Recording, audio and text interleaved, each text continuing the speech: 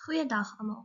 Vandag se aanbieding gaan oor 'n baie belangrike onderwerp, naamlik dissipline in skole.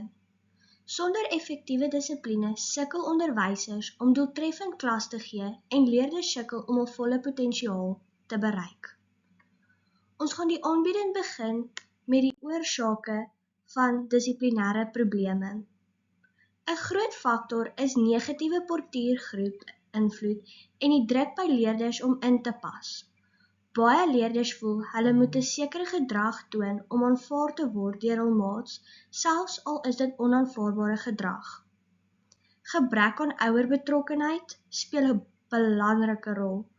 Wanneer ouers nie aktief betrokke is by hul kinders se skoollewe nie, ontbreek daar dikwels leiding en ondersteunende waardes tussen die huis en die skool. Nog 'n faktor van die oorsake van dissiplineprobleme is onderwysertekorte en hulpbronne wat skaars is. Oorvol klasse en beperkte ondersteuning maak dit moeilik vir onderwysers om gedragsprobleme betyds aan te spreek en om individuele aandag te gee aan leerders. Sosiale en ekonomiese omstandighede beïnvloed ook die leerders se gedrag. Armoede, trauma en huishoudelike spanning kan lei tot frustrasie en aggressie wat in die klaskamer na tevore kom. Laastens speel die kultuur en gemeenskap van leerders ook 'n rol. Verskillende waardes, norme en verwagtinge kan soms bots met die skoolreëls wat misverstande en konflik kan veroorsaak in die klaskamer. Tweedens gaan ons praat oor die beginsels van effektiewe dissipline. Duidelike verwagtinge en klasreëls is baie noodsaaklik.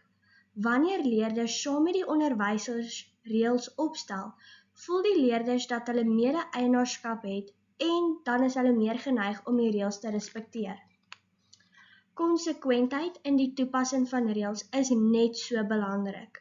Reëls moet vir alle leerders geld en dit moet regverdig toegepas word. Onsekwentheid kan lei tot verwarring en wanvertroue. Effektiewe dissipline fokus ook op voorkoming eerder as straf. Dit beteken om 'n positiewe klaskameratmosfeer te skep waar goeie gedrag aangemoedig en erken word. Respekvolle kommunikasie tussen die onderwysers en die leerders word daar vertroue gebou en wederwysige begrip word geskep. Wanneer leerders voel dat hulle gehoor word, sal hulle meer positief reageer. Die volgende onderwerp is hoe om positiewe gedrag te bevorder. Onthou, positiewe gedrag word nie toevallig ontwikkel nie. Dit moet doelbewus bevorder word. Ouerbetrokkenheid is kernbelangrik. Daar moet gereelde kommunikasie wees tussen die huis en die skool om dissipline en ondersteuning te versterk. Ondersteuning en vroeë intervensie help om die probleem aan te spreek by ouers voordat dit vererger. Die ondersteuning en intervensie kan berading, mentorskap of akademiese hulp insluit vir leerders. Nog 'n noodsaaklike punt is die opleiding en bewusmaking van beide leerders en onderwysers oor emosionele intelligensie en konflikhantering. Die opleiding kan onderwysers en leerders help om moeilike situasies beter te hanteer.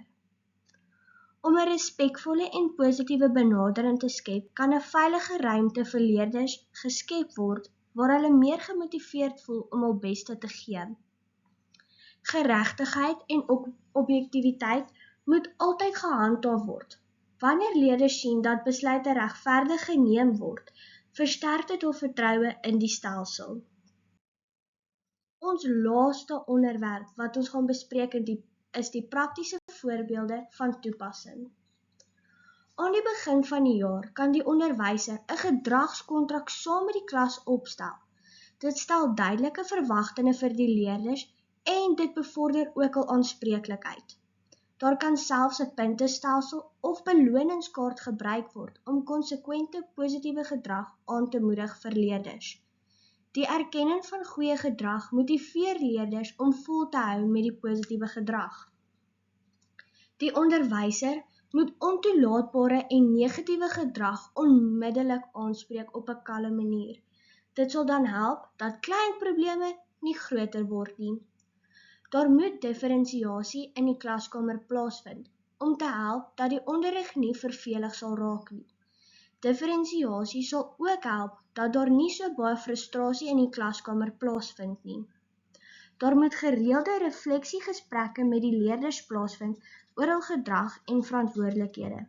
Dit sal die leerders help om selfbeheersing en selfinsig te ontwikkel. Ten slotte, dissipline in skole en klaskamers gaan nie net oor straf nie, maar dit gaan oor leiding, ondersteuning en die bou van jong mense. Wanneer skole, ouers en gemeenskappe saamwerk, kan onderwysers 'n positiewe leeromgewing skep waar elke leerder die geleentheid kry om te groei en te slaag. Baie dankie vir julle tyd. Ek wens al die nuwe onderwysers sterkte toe.